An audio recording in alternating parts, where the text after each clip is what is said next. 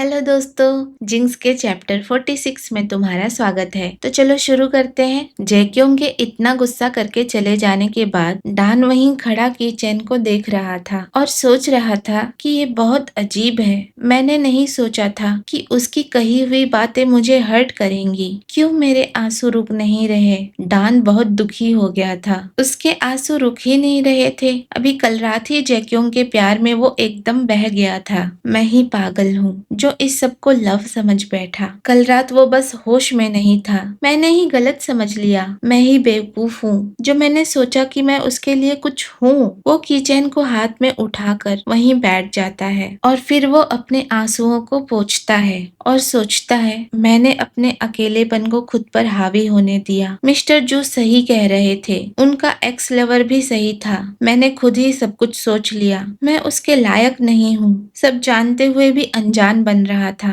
लालच में पड़ने वाला बेवकूफ हूँ मैं। मुझे इतना निराश होना नहीं चाहिए। कीचेन और बाकी चीजें डस्टबिन में डालते हुए वो सोचता है, वैसे भी हमेशा से मेरे और मिस्टर जू के बीच में कुछ भी शुरू होने जैसा कुछ था ही नहीं। मेरे फीलिंग्स के लिए वहाँ कोई जगह कभी थी ही नहीं। अगले दिन एक एथलीट के साथ जैक्योंग की स्पैरिंग फाइट चल रही थी। उसे जैक्योंग ने केज के अगेंस्ट दबोच रखा था। कोच पीछे से चिल्ला रहे थे, सिर्फ 10 सेकंड बचे हैं। तुम्हें राउंड खत्म होने से पहले खुद को छुड़ाना होगा। और इतने में घंटी बज जाती है। कोच सेन्हो से पूछते हैं, क्या तुम अब भी लड़ना चाहते हो? हाफते हुए वो कहता है, अभी थोड़ा सांस ले लेने दो। ये सुनकर जैक्योंग चिढ़ जाता है और उसे कहता है, तुम अपनी कामयाबी के पुल बांध रहे थे। 4 राउंड भी टिक नहीं पाए। मेरा टाइम क्यों वेस्ट कर रहे हो? लोगों को मत बताना कि तुम मेरे स्पेरिंग पार्टनर हो। ये एम्बैरेसिंग है। वहाँ खड़े लोग भी जैक्योंग की साइड लेकर बात करने लगते हैं। सेन्हो को ये बात ईगो पर लग जाती है। वो कहता है, तुम्हें लगता है कि तुम ही बस एक चैंपियन हो? तुम मुझसे बड़े हो, इसलिए मैं तुम्हारी इज्जत कर रहा था, बस अब और नहीं। चैंपियन टाइटल तुम्हारे सर पर चढ़कर बोल रहा है। तुम्हें लगता है कि तुम सबसे बेहतर हो? पहले कुछ बेसिक मैनर सीख कर आओ। इतना कहते हुए वो अपने कंधे से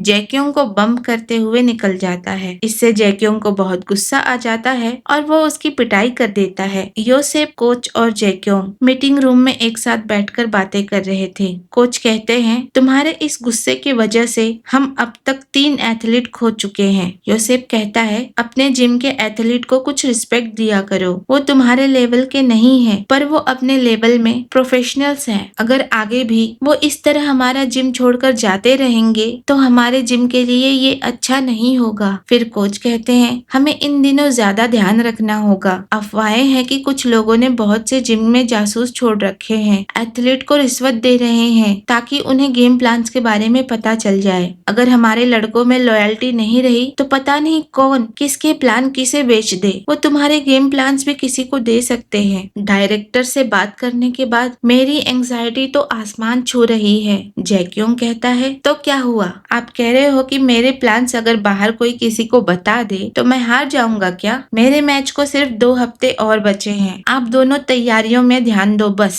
इतना कहकर जैक्योंग वहाँ से जाने लगता है। कोच कहते हैं, तुम जा क्यों रहे हो? तुम्हें दिखाई नहीं देता कि मुझे तुम्हारी कितनी फिक्र है? कहाँ जा रहे हो? भागो नहीं। तभी योसेफ पूछता है, इन इंटेल यानी कि खुफिया जानकारी जा कहाँ रही है? कोच जवाब देते हैं, ये अंडरग्राउंड स्पोर्ट्स गैम्बलर के पास जा रही है ताकि वो इस्तेमाल कर सके बेट लगाने में। वो ये जानकारियां इकट्ठा करते हैं। फाइटर की इंजरी या उसका फिजिकल स्टेट, ये चीजें जीतने वाले फाइटर को अफेक्ट करेंगी। अपनी जुए वाली जीत को सिक्योर करने के लिए चीजों को मैनिपुलेट भी कर सकते हैं और वो इसके लिए किसी भी हद तक जा सकते हैं। ऑब्वियसली वो भी जुए में पैसा भी बहुत लगाएंगे और हारना कौन चाहता है। कोच कहते हैं, तुम पता करो कहीं हमारे लड़कों में कोई ऐसा तो नहीं जो अफवाहें फैला रहा, और दूसरों के जिम में भी क्या चल रहा है वो भी देखना। इसमें कोई शक नहीं कि जैक्योंग ही उनका सबसे बड़ा टारगेट होगा। सभी जानते हैं कि सबसे ज्यादा पैसा उसी पर लगने वाला है।